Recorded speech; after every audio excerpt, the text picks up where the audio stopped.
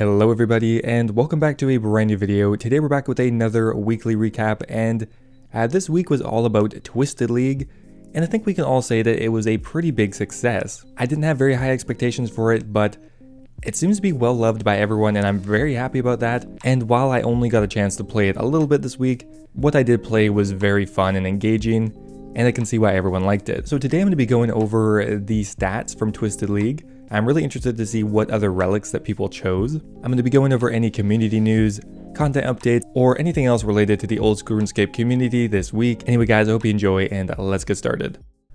Okay, the first thing I want to have a look at here is the new Twisted League stats. They were just released today, as well as there are a few changes to Twisted League. Now there is a bit of data here and I'm really interested to see which relics people ended up choosing, which path they took, and we can see how it differs from our own choices. Okay, first up here, the most completed task of the league is level 20 thieving with over 67,000 completions. I mean, that's pretty understandable. Getting your thieving up is very easy and there's multiple easy methods to do it. The average player has 830 league points, which is probably maybe 6 or 7 hours of game time, maybe more, I don't know. We have 70,000 Slayer tasks completed, 93,000 farming contracts, and 7 people have defeated the Great Olm in the first week. That is insane, Wooks being one of them. Now for the relics. Now tier 1, by far the most popular relic was Endless Endurance, and I wasn't really sure if that was just a meme or not, but apparently it wasn't. 70% of people picked the Endless Endurance relic, which I'm actually kind of surprised about. When I created my league account, I didn't look at any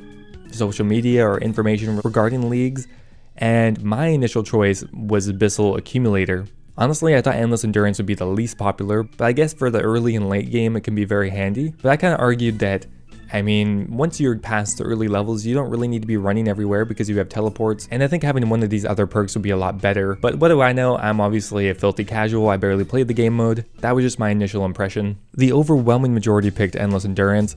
And now for tier 2, 33% of people picked Hardcore Harvester, and that was my next choice as well.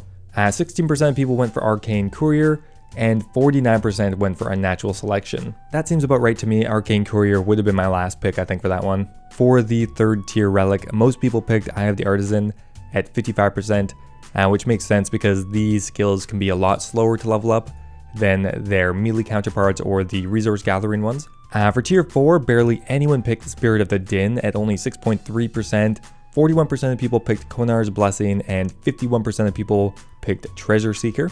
Personally, I would have picked Treasure Seeker. And for tier 5, 27% of people picked Xerax Focus.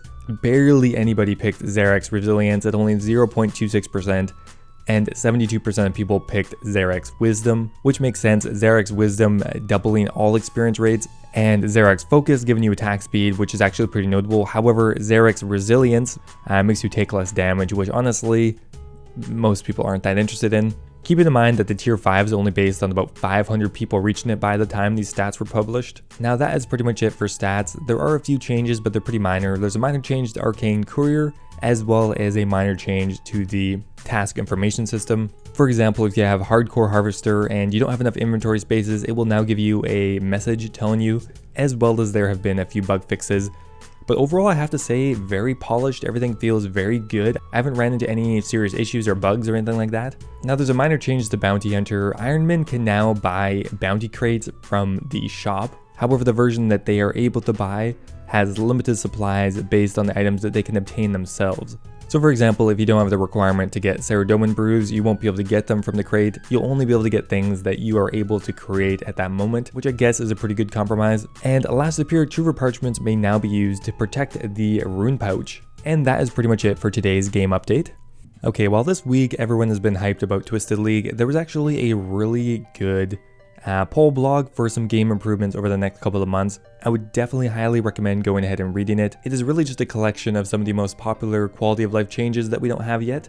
Now first up here, the looting bag has a function on it that allows you to open it up so that any items that you pick up go automatically in there.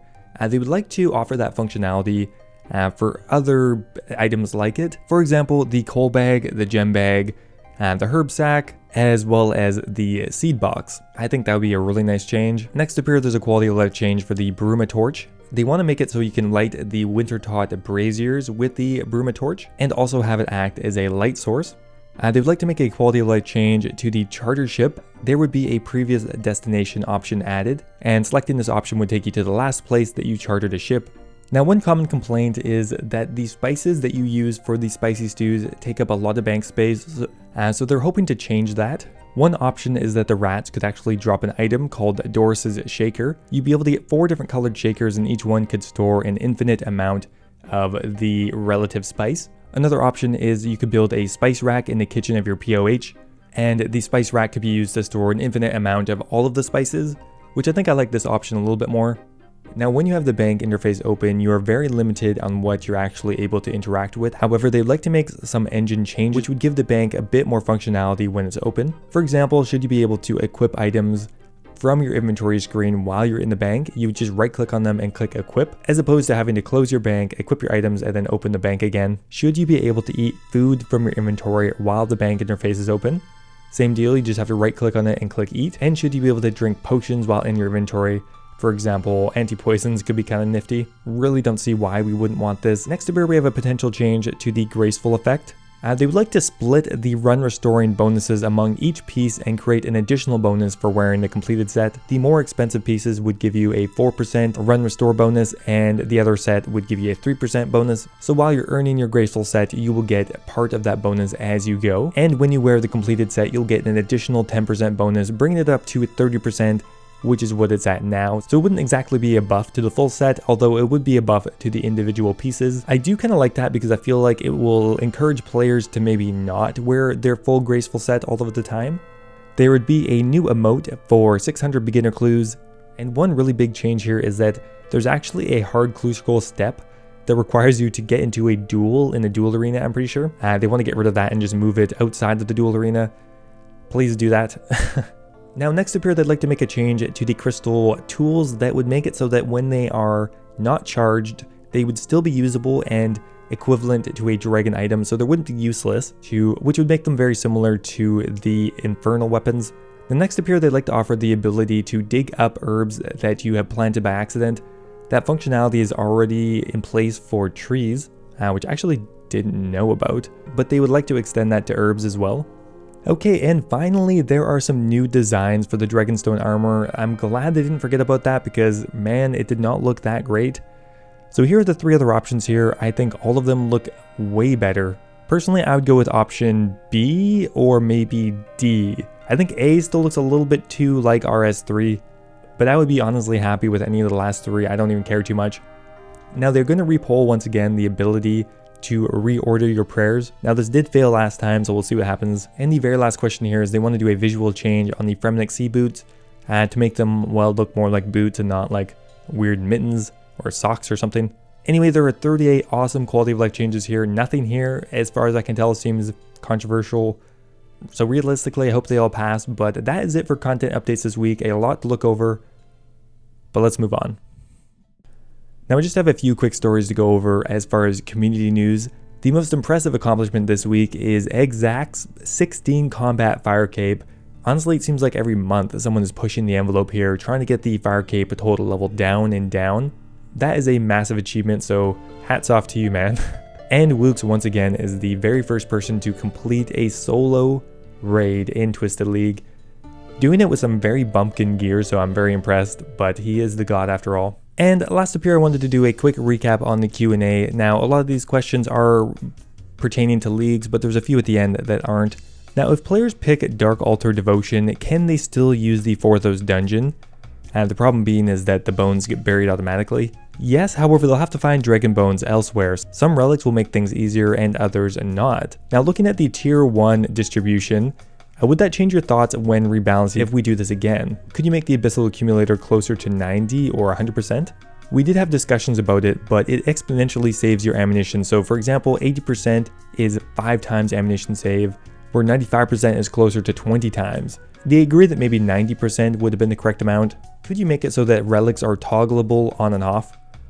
No, they do not want to do this. There's a clear upside and maybe even downside, and we wanted the choices to be impactful and require consideration. Will you be buffing or nerfing any of the relics?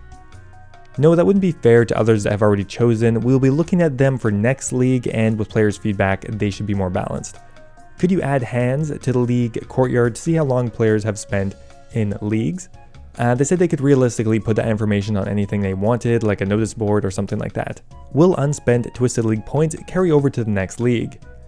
Yes, we don't know exactly how that would work or what the conversion rate would be, but they'd like to do that. Now for non-Twisted League related questions, what about double drops of mossy keys in the wilderness similar to giant keys? They said they've since become aware that the buff for being on task is much higher than what was said, is actually 2.5 times, so they're not that inclined to do that. Can instances be added to Zolcano? With teams of 4 being the meta, it's very frustrating to find a free world. They would have to check how Zolcano is written. They said they're a bit hesitant because the content is slightly balanced around how many can be killed globally. What are your guys' thoughts on communities? They said we do not encourage or condone that. It's so close to commission staking that we banned it before. We're currently working on formulating a rule that is going to outright ban it, and it hopefully will be stopped. Anyway guys, that is going to be it for today's video. I hope you enjoyed. If you did, I would appreciate it if you left the video a like, and I will see you next time.